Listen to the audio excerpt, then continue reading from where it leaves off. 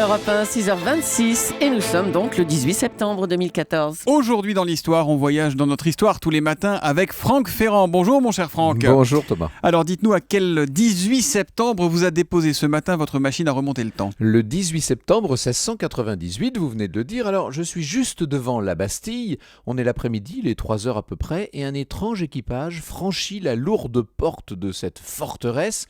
Il s'agit de Monsieur de Saint-Marc, le nouveau gouverneur de la Bastille.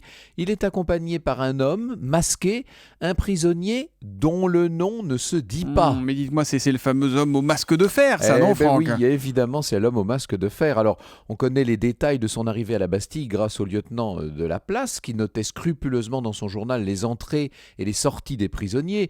C'est une vieille énigme, évidemment, ce masque de fer, qui portait en vérité, d'ailleurs, non pas un masque de fer, mais un masque de velours. Ah bon? Ça devait être un peu plus confortable. Oui.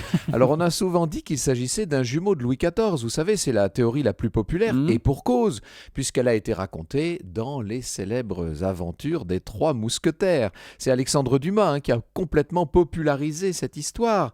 C'est vrai que si c'était le jumeau de Louis XIV, ça pourrait expliquer pourquoi on a voulu cacher son visage, parce que à cette époque-là, le roi était à peu près le seul homme dans le royaume que n'importe qui ait pu reconnaître, ne serait-ce que parce que son visage son effigie était sur les pièces de monnaie. Vous y croyez, vous, à cette théorie ou pas alors? C'est une théorie complètement improbable. Bon, mais alors quelle est la solution, Franck, si c'est pas ça?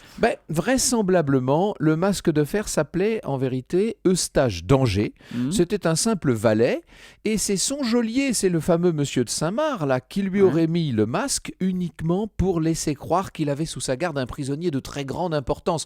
C'était quand même plus présentable. Vous voyez jusqu'où peut aller se nicher l'orgueil, on pourrait même dire en l'occurrence un peu la vanité. Bon, aujourd'hui, vous venez de résoudre l'énigme alors? Alors, peut-être pas, parce que ça, ce que je viens de vous dire, Eustache d'Angers, c'est l'hypothèse la plus crédible, mais c'est loin d'être la seule.